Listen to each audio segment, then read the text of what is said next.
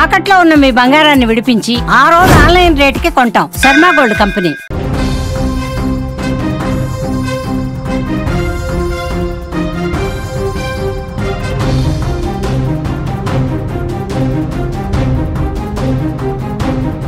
ఇప్పుడిప్పుడే భారత్ పాకిస్తాన్ మధ్య ఉద్రిక్తతలు చల్లబడుతున్నాయి. ఈ నేపథ్యంలో మరోసారి భద్రతా బలగాలు ఉగ్రవాదుల మధ్య ఎదురు కాల్పులు కలకలం రేపుతున్నాయి. జమ్మూ కశ్మీర్లోని షోపియన్ జిల్లాలోని జిన్పథర్ కెల్లర్ ప్రాంతంలో ఇవాళ ఉదయం ఉగ్రవాదులు భద్రతా దళాల మధ్య పెద్ద ఎత్తున ఎన్కౌంటర్ జరిగింది. ఈ ఎన్కౌంటర్లో ఉగ్రవాద సంస్థ లష్కర్-ఏ-తోయిబాకు చెందిన ఉగ్రవాది హతమైనట్టు భద్రతా బలగాలు తెలిపాయి. అదే ప్రాంతంలో మరికొందరు లష్కర్ ఉగ్రవాదులు దాగి ఉన్నారని భద్రతా దళాలు అనుమానిస్తున్నాయి.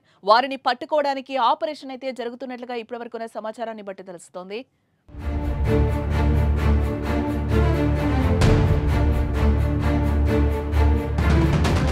జమ్మూ కశ్మీర్లో ఇవాళ ఉదయం ఎన్కౌంటర్ చోటు చేసుకుంది.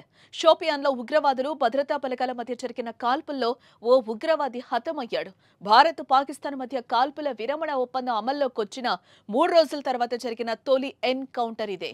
ఆ ప్రాంతంలో 4 ఉగ్రవాదులు ఉన్నట్టు నిఘా వర్గాలు అప్రమత్తం చేయడంతో ఇండియన్ ఆర్మీ, జమ్మూ కశ్మీర్ పోలీసులు సంయుక్తంగా అక్కడకు చేరుకుని తనిఖీలు నిర్వహించాయి. ఈ సమయంలో ఉగ్రవాదులు కాల్పులు జరపడంతో భద్రతా బలగాలు అప్రమత్తమై ఎదురు కాల్పులు జరపడంతో ఎన్కౌంటర్ కు దారితీసింది. కాల్పుల్లో ఓ ఉగ్రవాది హతమవ్వగా మిగతా 3 సైన్యం చుట్టుముట్టింది. తొలుత కుల్గాంలోను, తర్వాత షోపియాన్లో కాల్పులు మొదలయ్యాయి. దాదాపు 3 గంటలుగా భీకర కాల్పులు కొనసాగుతున్నట్లుగా సమాచారం అయితే అందుతోంది.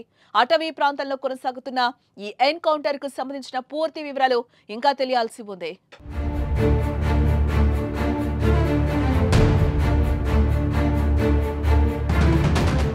మరోపక్క పహల్గామ్ ఉగ్రదాడికి ప్రతీకారంగా మే 7న ఆపరేషన్ సింధూర్ తో పాక్ ఆక్రమిత కశ్మీర్లోకి భారత సైన్యం ప్రవేశించి మెరుపు దాడులు చేసింది.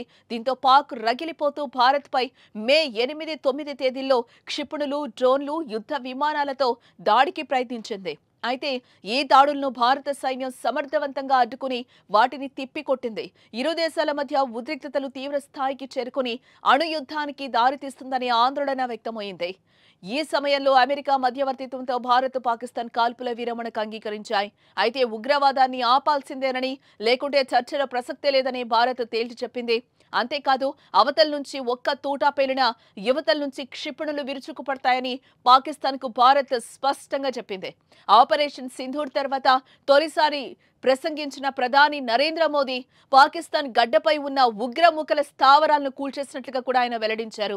ఈ సందర్భంగా పాక్ చేస్తున్న అణ్వాయుధాల బెదిరింపులకు భయపడేది లేదని స్పష్టం చేశారు. ఒకవేళ పాక్ అణ్వాయుధాలు ప్రయోగిస్తే ఆ తర్వాత ఏం చేయాలో భారత్కు క్లియర్గా తెలుసునని పేర్కొన్నారు. భవిష్యత్తులో పాకిస్తాన్ ఏం చేస్తుంది అనే దానిపై ఒక కన్నేసి ఉంచినట్లుగా కూడా ఆయన వెల్లడించడం జరిగింది.